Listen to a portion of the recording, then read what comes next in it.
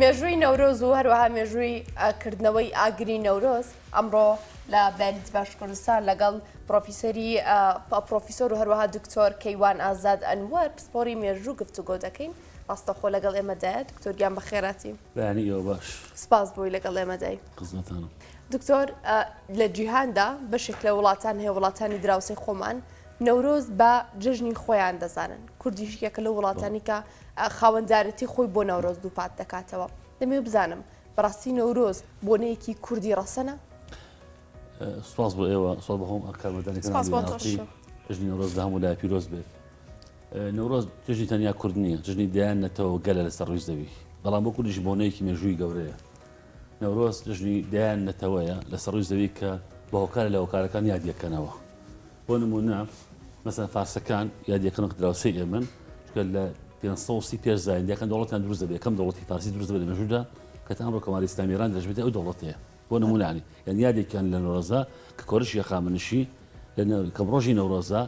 تاجەکاتە سەرێبێتە پاشای دەوڵەتی یەخامنشی ئێرانی کە تا ئەمڕۆ دەوڵەت بەردەوامەیانی. ئەمە یەک بۆ نمونە مەسەگەلی پشتۆ کە دراوسێ نزیکن لە ئێمەوە لە پاکستان و ئێرانە لەگەڵ گەلی بلوچا بینن ئەمانە یادەکەن بۆ پێی کە ڕۆژی نۆرۆز سەرەتای گۆڕانکاری وەرزێکی تازەیە بۆ نمونە. قبتەکان لە میسر یادەکەنەوە کە نەتەوەیەکی کۆنی میسرین بۆی کە ئەمان لە مێژووی خۆیان دا بۆ یەکەم جار لە نەورۆز هاتوونەتە سەر خاکی میسر. بۆ نمونە مەسەرەن لە ئەمازیغەکان لەگەڵ بەربەر لە ئەکوور ئەفریقیا یادەکەنەوە پێیان وایە ڕۆژی نۆرۆز ڕۆژە زگاربوونیان لە جۆر وستەمی هەمووی نەورۆزە بەڵام نا ئەگۆڕێت بزمان ئەگۆڕێت. بەڵام نەورۆز بۆ ئێمە کێیە بۆ کوردە بۆ فارسە بۆ بەلوچە بۆ بشتووە بۆ ئەمانە ماناخی یەکمانە هەیەی ڕۆژی نوێ. مەسەن لە ئێمە دەڵێن نەورۆز پارێز دەڵێن نوروز مەسەن بۆ بەلوچەکان دەڵێن نیروس هەنی بەپێی زینەکان ئەگۆڕێت. بەڵام زاراوای لە ئەمریکای لاتین کە ئەمازۆنەکان یادیەکەنەوە ناوێکتری هەیە بۆ نمونە. بەڵام بەگشتی نەورۆزادی چەندین نەتەوە گەلی سەڕووی زەویە هەرکی بە شێو لە شێوەکان یادیەکەنەوە بۆرێکیشان بۆنەیەکی مێژووی هەیە. بەڵام بۆ ئێمەی کورد مێژوویکی کۆن بێکەوان بەسێت کە بە بڕای بلۆک پسۆڕێکی واری مێژوو یادی دامەزانی دەوڵەتی مادە چکە 600 ساڵ پێش زین دەوڵەتی ماد لە سەرخای کوردستان دامەزراوە دەوڵەتی ماد و ئەمڕۆ کە 2620 کوردی و ئەخی ڕۆژی ساڵی کوردیە سنەبێتە 2622 کوردی ئەگەڕێتەوە بە ساڵی دەوڵەت دامەزانی دەوڵەتی ماد لە هەمەدان ئەکباتانای مێژوو. ئەم یادکردنەوەی نەورۆز و ئاگرکردنەوەیە لە کورد لە فارس دەکرێت بڵین یادکردنەوەکان هەمووی وەکو یەکەن یاخود جیاوازی بەخۆی دەبینێت لە ڕووی بۆ من ئامادەکاری و پێشوازی لە نەورۆز. ئەگەر دوور لەگەڵێەوە خەڵکی هاوانەتەوەکانی خۆمانەکەم کورد تاکەنەوە لە سەر خراپ یاد نەورۆز دەکاتەوە. ئەنی تاکەنەوە لە مێژوودا زۆر خراپ یاد دەکەینەوە. ئەنی ئێمە حەقی خۆمان بە نەورۆز نەداوەقەیدا ئەوە قیامەمانە بە جەژنی ڕەمەزان و قوربان نەماناوە نەورۆز. ئێستا ئەمڕۆ دنیا هەورە. من حەزم بەیانی باران ببارە بە لێزمە بۆ کەس نەچێت دەرەوە. بۆ چکە ئێمە ڕۆژە باران نۆرۆز هەتا هەوا خۆش دەبێت بە نۆرۆزی نازانین. نۆرۆز لای کورد بۆ بچێت بۆ سەیران چێ بۆ قەشقۆڵی دووکان و قەرەداغ و چێ بۆ ئاشاوا و سەسەنگ لە دهۆک بۆ نمونە. نۆرۆز بۆ لایەن بۆ نەکراوە بزانین چ بۆنەیەکە. نۆرۆز ئاگادار بە سەری ساڵی کوردیە. یادی دامەزانی دەوڵەتی مادە. یادی گەڕانەوەی کوردە بۆ شتێک کە ئەمڕۆ نیمانێ ئەمڕۆ دەوڵەتمان نییە ئەمڕۆ. تا ئەمڕۆ کوردستانی باکوور خۆڵات خۆراوە باکوور خۆراوات جێدەستێ کوردستانی خۆراوە تا ئێستا ناوچێکی ئازادکراوە بۆ نمونە لای ئێمە کە باشوورە دەیان کێشەی سیاسی کۆمەڵاتیمان لێرە هەیە ئەگەر چ یادی کوردستانی حسووری هەیە. بۆیە ئەمە یادەوای نایکەین مەسەڵەن بۆ نامن لە نۆرۆز ئاوا شیرینی و بەخشینەوە کە نایکەین پیرۆزباییەک بکەین کە نایکەین. ئەسڵ ئێرانیەکان لە فارسەکان لە جوانتر یادی نۆرۆز فارسەکان لە ئێمە جوانتر یادی نۆرۆز دەکەنەوە. لە فارس سەیری کە لە بەیانیەوە پشووە تا 13 ڕۆژ هەموو ساڵێک دەوڵەتی ئێران تا ئێستش لە دروستبوون تا ئێستا هەموو نۆرۆز جژنانەیە گیا بە کارمەندەکانی دەوڵەت بەبێت جیاوازی بۆ نمونە هۆکارە یعنی هاوڵاتی کورد ئەمە ئەو ئەم جاسفری حوسینیان هەیە ئەوان شیرینی ئەبەخشنەوە مەراسمی گەورە سازگەن بۆ خۆیان یعنی جژنێکە لەلای ئەوان تا ئێستش کە وڵاتی ئیسلامیشن گەورەتر لە ژینی ڕەمەزان و قوربان لای ئێوان بۆ نمونە یعنی ئێمە لە ئێمە تەنیا چییە؟ تەنیا لاندەشون ئەمڕۆ بڵێن ئێوارەکەی ئاگرەکەینەوە بانی چمە سەیران و خەریکە پڵکی و گۆرانێبی ئەمە یادکردنی نۆرۆز نییە بەڕاستی خەمی سەیرانەکەمان نۆرۆز بریتر لە برایەتی مەسڵ بۆ نمونە 30 ساڵ حکوومەتی کوردستان بەقەرارە ئەم حکوومەت کابینە تازە دەستی خۆش بێ خۆ دووش کاریگەوری کردوکە بۆ زۆر گەورەیە کە من 30 ساڵە خەری پێوە ئابینم یەکیانەوەیە کە موچەی پێش نەورۆزدا کەچی مافی خۆبانە بەڵام لە نۆرەزدا دای باش بوو نێکسە دوای نۆرەزەوە بۆ نمونە باشە بۆ حاڵش کەسەی بین چۆن داباشەکرێت بەڵێ دوو ئەمە دەچ حاجیوا کرێ بە قەزا خۆی بووە پرۆژەکانی لە نۆرەزدا بکرایەتەوە ئەنی پرۆچی پرۆژەی ئێمە هەیە پرۆژەی خزمەتگوزاریە پرۆژەی ئاوەدانیە پرۆژەی استراتیژیە لە نۆرەزدا بکرێت چکە نۆرەز نەجێ نەتەواتی ئێمەیە ئێستا لە ئێران دەکە دراوسی ئێمەیە هەموو پرۆژان ئەکەوێتە نۆرەز ئەیکەنەوە هەموو ئەو پرۆژانە بۆیە ئەم حکومەت نۆرەز نەداوە و بەداخەوە تا ئێستا ناگوتیشە بەشێک جاجای دیەتی نۆرەز دەکرێتەوە هەندێک بەی کاوەیە زانێت هەندێک بەی مثلا گۆڕانکاری وەرزی بەهارێ زانێت هەندێک بدعایە زانێت پێی وایە ئەمە حرامە بەداخەوە ئەمە لە کورد نەتەوەیەکین بۆ مەژی خۆمان زۆر بێخەمی زۆر ناحاڵین لی و بەداخەوە قسەی زلی گەورەژەکە دکتۆر پامەکانی نەورۆز چییە بۆ مرۆڤایەتی بۆ کورد بۆ نەتەوەی ئێمە نەورۆز بەر لە هەموو چۆن ئاوهەوا ئەگۆڕێت چۆن سروش دەگۆڕێت سەری سروشتی دەگەڵ هەفتی بە شواتەقی زۆر زۆرە ئیبانی جوانترە سروش دەگۆڕێت کە سروش گۆڕانی وەرزی تازە هات و بەرگی تازە کردە بەر ئەبێ مرۆڤەکان جەدڵیان بکرێتەوە نەرمتر بن لەگەڵ بەرامبەرەکانیانە ئەگەر بۆ خزوکیرە لە نێوان مرۆڤەکان هەبووە وەلای بنێن لابڕی تازە بنی خوانە بکەنەوە ئاوەڕ لە یەکتر بدەینەوە ڕێز لە یەکتر بگرین ئەو خەمو خەفتەی دوێنە بوومانە ئەمڕۆ ساڕەژی بکەین بەڕاستی ئەو هەڵانی دوێنە کردومانە ڕۆنەیکەینەوە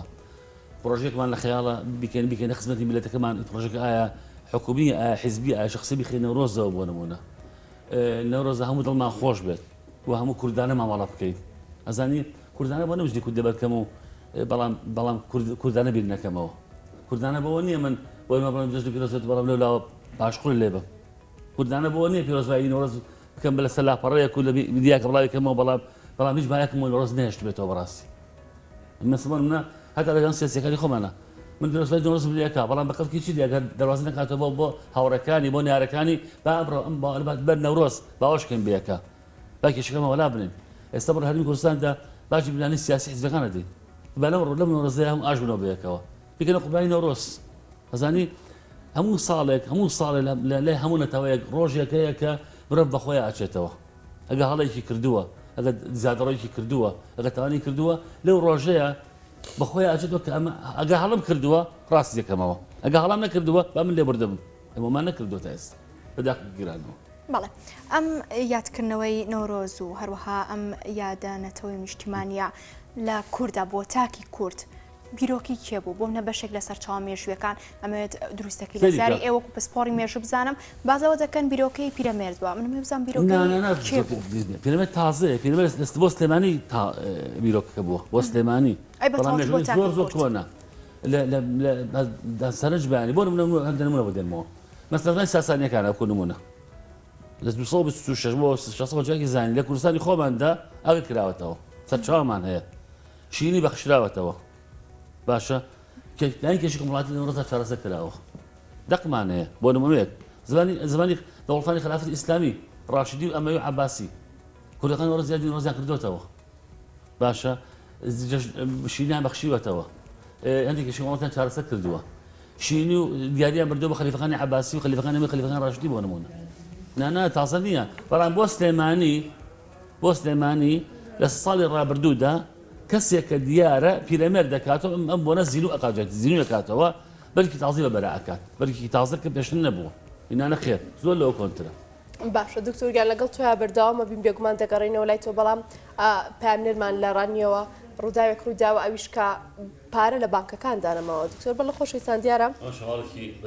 لەم نۆرۆزەدا بەیانی خەڵکیێکی بەسیران کە چی موچە خۆران ینی لە بانکەکاندا پاریان نەماوە بۆ ئەوەی پێیان بدرێ پامنێرمان باخان لە ڕانیە و زانیارەکانمان بۆ دەگوازێتەوە باخان سڵاو تێبێ ئەم کاتە باش زانیارەکان لای تۆشین سەبارەت بەنەمانی پارە لە بانکەکاندا بۆ دابشکردنی موچەی خانەنشینان. بەڵێ سڵاو لە تۆ لە بینەرانی NRT لە ماوەی چەند ڕۆژی ڕابردوو بڕیارێکی بەم چەشنە دەرچوو کە بەر لە وادەی 21 سێ موچەی هەموو دام و دەستگا حکومیەکان دەدرێت و بە خانەنشین و کەسوکاری شەهیدانیشەوە بەڵام ئەگەر هاوکاری کامێرەمان مەم دیبەنانە نیشاندا ئەمە بەردەم بانکی ڕانیە لە نێو قەزای ڕانیەدا کە ژمارەیەکی زۆر لە خانەنشینان لەم سنوورە لە بەردەم بانکەکە کۆبوونەتەوە لە دوێنێدا بڕێک پارە گەیشتە ئەم بانکە دوێنێ ئێوارە بەڵام سەر ڕایوەی کە ئەمڕۆ بەیانی ژمارێکی زۆر لە خانە نشینان لە سەرەی وەرگرتنی موچەکانیاندا بوون بەڵام کەمێ لەمە بەر ئەویان پێڕاگاندون کە لە بانکەکەدا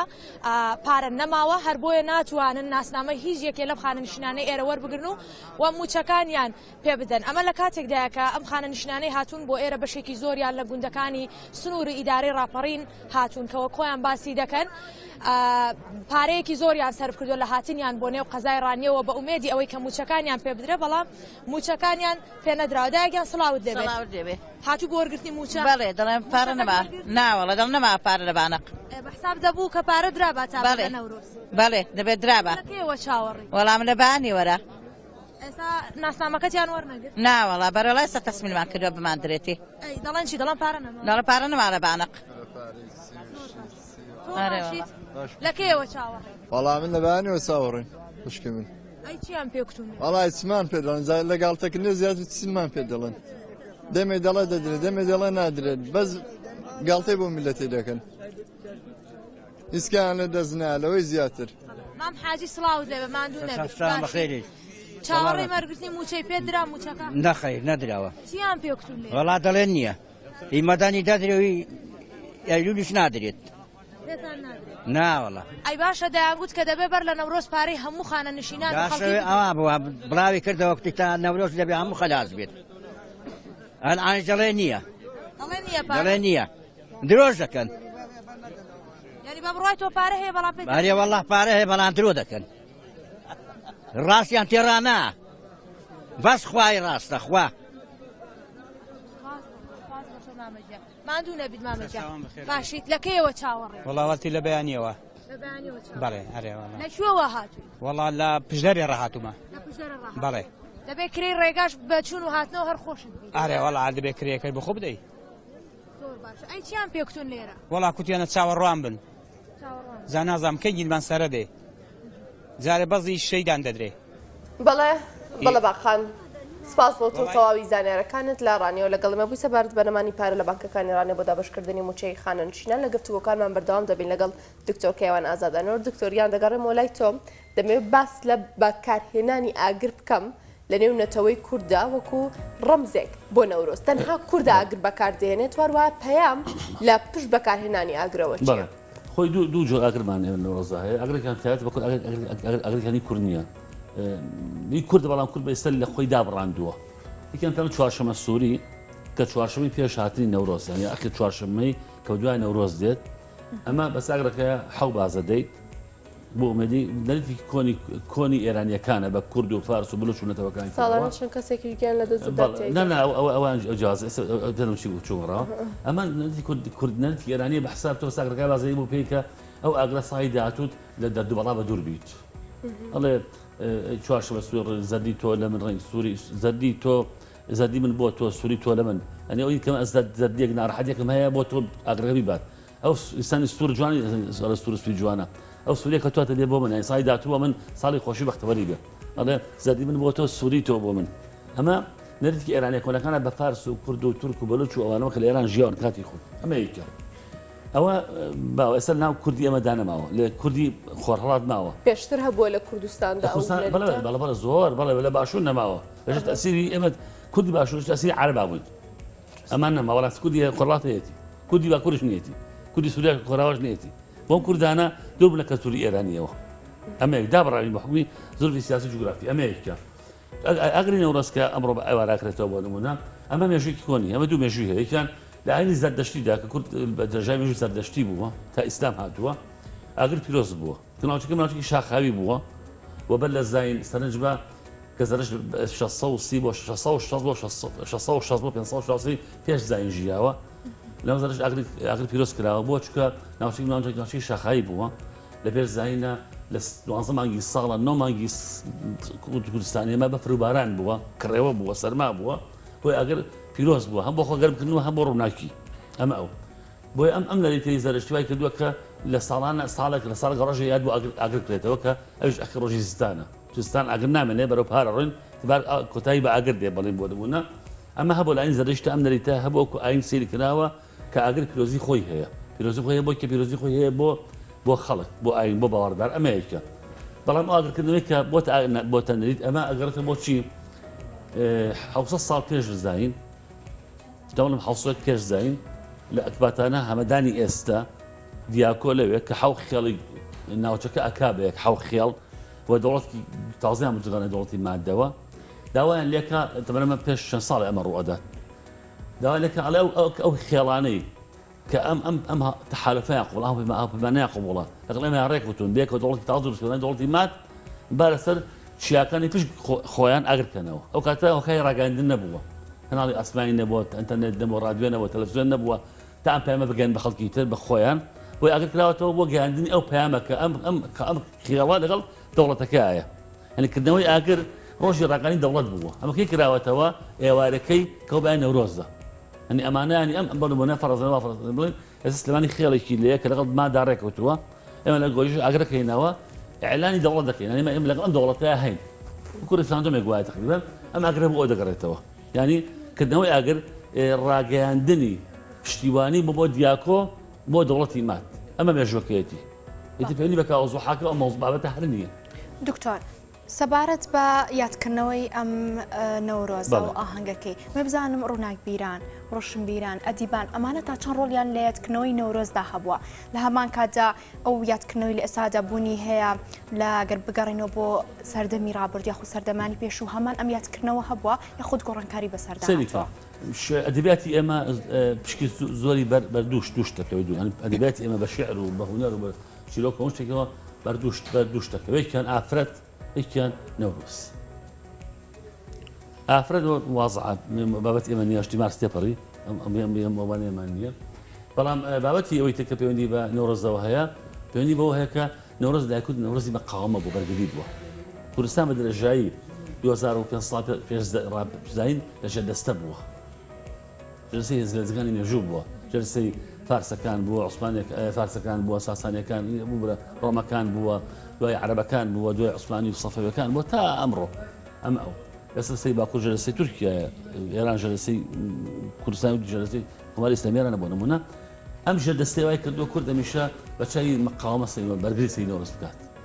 بۆیە بینی کاوە زوحاق لەلای ئێمە زۆر ڕێگی داکوتاوە چونکە کاوە ڕەمزی بە کوردان بووە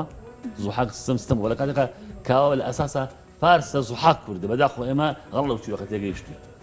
کاوە گۆرشی خامنشیە کە دەوڵەتی ماد لە ناوەبات ئەستیاک پاشای مادەکانە کە بۆتە زوحاق لە ئێمە بەداخۆم ساڵی کوژین بەڵام چکە لە کورد ژەردەستە بووە و هەوڵی داوە لە نەورۆزە ئیسپادی کا بۆ دژمنەکەی بۆ نارەکەی بۆ داگیرکەرەکەی کە ئەم بەرامبەری ئەوەستەیە کە ئەم نامرێت کە ئەم زیندووە کە ئەم بەهێزە بۆ هەمیشە ئەوە یادی کردوێتەوە بۆ ئەمە وای کردووە لە ئەدەبیاتی ئێمەدا زۆرتری شیعر بۆ نەورۆز وتراوە بۆ کاوە وتراوە بۆ ستەمی زوحاق وتراوە هەتا چیرۆکمانە لە بابەتە شانەمان لە بابەت دو بوارەیە هەیە بۆ وتراوە باسم کرد ژەردەستەی کورد زوڵمێکە لە کورد لە ڕابردووە کراوە جملێک کردووە نەک خۆیان ئێستا جملێک کردووە بۆ ئێمە چۆن ئەدەبیاتی ئێمەوە بۆیە بەش پشکێکی باش بەر ئەوە کەوتووە یعنی ئەگەر بۆ نمونە بە قەناعەتی من کورد ژەردەستە نەبووایە ئەوشی بەرناکەوت ئەنی کورد نەورۆزی وەکو ڕۆژێک داناوە بۆ بەرەنگاربوونەوە نەکو مێژوێک بۆ خۆی بەداخ ئەمە کێشەی ئێمەیە کێشەی ئەمە لەوەدا ئێمە وەکو نەورۆز واسەکەین وەکو مەقاومە بەرگری دیفاع لە خۆمانی پێکەین بۆ دژی دژمنەکانمان لە کاتێکمان ئەتوانین یادیکتر بۆ نووسکەنەوە یادەکەی تر چییە؟ یادەکەی تر ئەوەیە بڵێن نەورۆزای دەوڵەتی مادە کورد ئێستا سەرنجە دەوڵەتی نییە بە شوێن دەوڵەتە ئەگەڕێت قەوارەی سیاسەت دەوڵەتمان بۆیە حاڵمان وا نابوو ڕاستی دەنگە پارە نەباکان نەماوە ئەمێ دەوڵەتی وای لێمە کردووە دەوڵەتمان بووایە ئەمێ قوبوڵ ناکرد حکومەتی حکومەت جیا ئاگادار بە حکومەت جیا دەوڵەت سنووری هەیە سەربەخۆیە قەوارێکی سەربەخۆیە داپێدانراوە بەزاندنی سنوورەکانی ئاسان نییە بەڵام حکومەتێکی ئاسایە تەبیعیە ئەمە نابێتە سەربەخۆ بوون ئاگادار بە ئەمە ئەو بۆ ئێمە توانین ئەمە بکەین بە ڕەمزێ بۆچی دژمنەکان نارەکان دنیا ئێمە کورد دەوڵەتمان بووە لێتان زەوت کردوین دەوڵەتمان بنەوە پێمان ڕاوە ببینن ئێمە خوێنمان بۆ ڕشتووە ئێوە بەرگریمان لێ بکەن دەڵێ مامان نەکردووە تومانە نەقێ دژمنەکە نارەکەی کورد تۆ زاڵمی تۆستەمکاری وات لێ ئەەکەم بالفعل ئازارمان داوە بەڵام بۆوان نەڕووخاوە بۆیە نەورۆز بەداخۆ بەم ڕێیا ڕۆشتووە بە بڕای من تا ئێستا ڕێگەی کورد بۆ نەورۆز ڕێکی خیاڵەیە ڕێگەنی منە نامەگەنێ بە ئاماچ بەردەوام ژمنەکەمان ئەشکێنین بەڵام پێمان ناشکێت بەردەوام لایەن دەدەین بەڵام ناتوانین لە دووریان کەینەوە لە خۆمان يعني لبري وامان كردوا موتا نورز هاي دولتي ماده هاي دولتك كلمه زود كراوه ثم بس بكناري ارام قيشتو باشە دکتۆر تا ئێستا دەنێونەتەوەی کووردا چەندین لێکدانەوەی جیاوازێ بۆ مێژووی نەورۆز من ئەمێ بزانم یعنی هۆکاری ئەم زۆر جیاوازیە لە لێکدانەوە چییە بۆ نمونە مێژوو نووسان ڕۆڵیانەوەدا هەبووەکە گرفتێکی وا دروست بکەن بە شێوازێکی گونجاو پەیامەکە بە شێوازێکی گونجاو مێژوەکە نەگەێنن نا حاڵەکەیە ئێمە کورتی لۆن توانێت سەرۆزەوەی کەمتری مێژوو نووسمان هەیە ئێمە شەرەفخان بێتە باوکی مێژوونووسانی ئێمە ناوی پێیا کردووە بە فارسی مێژووکە نووسێتەوە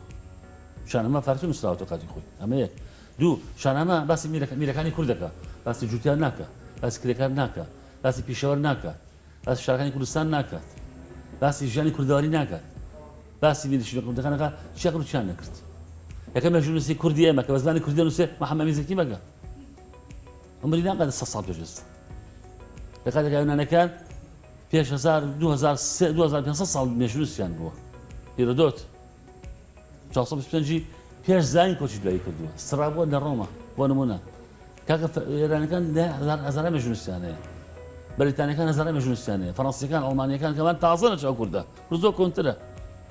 ئەنی ئێمە مێژوونووسمان نەبووە تا پێمە بڵێ ئەمە چیەوە چینی ئەوەی نۆڕۆزی نووسێتەوە مێژوونێ نووسێتەوە لە شەرەفخانە مێژوو نابینیت لە مزگی بەکان مێژوو نابینیت لە ساڵخستان مێژوو نابینیت نۆڕۆز نابینی مەسم مێژووەکەی کێ مێژوو نووسێتەوە سەریکە ئێمە مامۆستایانی ئاین نووسیانەوە مامۆستایانی ئایندی ئێمە سۆزەکان نووسیانەتەوە ئایا ئەمە حرامە یا حەڵاڵە یان نووسەران نووسیانەوە نووسەران کێن کابراکەش ئەنووسێت ئەنی ئێمە کەمترین لێکۆڵینەمان بۆ نۆڕۆز نییە تا ئێستا بۆ ئێمە وای کردووە نۆڕۆز بەدایان لێکدانەوە بگا بە خەڵک ئایا نۆڕۆز هی دەوڵەتی مادە ئایا کاوە زوحاکە ئایا وەرزی بەهارە ئایا حرامە چییە بۆ ئەمە وای کردووە ئەنی ئەگەر کورد سەدان مێژوونووسمان ببووە مێژوونووسی ڕاستەقینەی کوردیمان ببووایە نۆڕۆز لێ نەهات نەگەوە ئێمە دایان بۆ نیشتیمانیەتەوەیمان هەیە لە مێژوودا دایان بیرەوەریمان هەیە دایان کەلتور و نەریتمان هەیە هیچی نەماوە بۆ چکە مێژوونووسمان نەبووە بەڵێ هیچ ڕێگریەک هەبووە لە هەوڵەتیان هێرمی کوردستان یاخود لە تاکی کووردا نهێڵێت یاخود ڕێگر بێت ئەم یادە بکرێتەوە خۆی بەڵام من دایما قسەم کردوم ئەم قسە لەوانەیە خەڵک بەدڵی نەبێت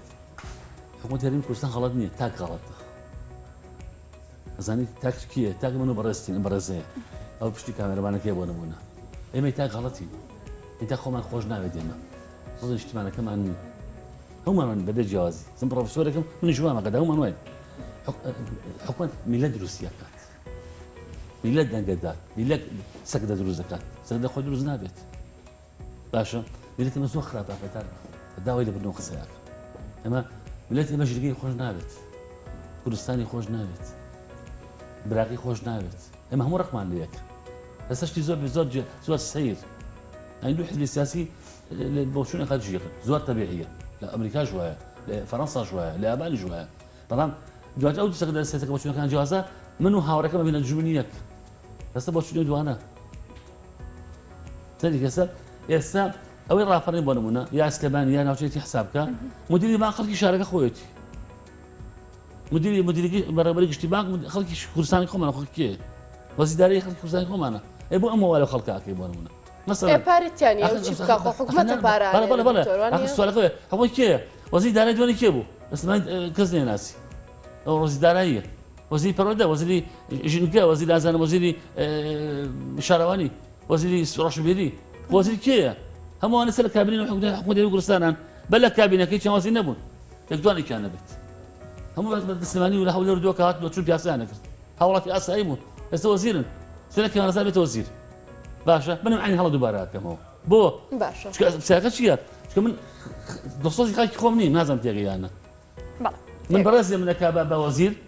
دیفاع لەوەکەم کەمە هەڵە یاغەدار بە ئەمە بڵم بەخەتی حکومەت نییە خەتای تاکە باشە دکتۆر باواز لەو بابەتە بینین لەسەر مۆزوعەکەی خۆمان دەمەوێت بزانم یاری ئێوە وەکو پسپۆرانی مێژوو لەو باوەڕەدان ساڵ لە دوای ساڵ یادکردنەوەی نەورۆز بە شێوازێ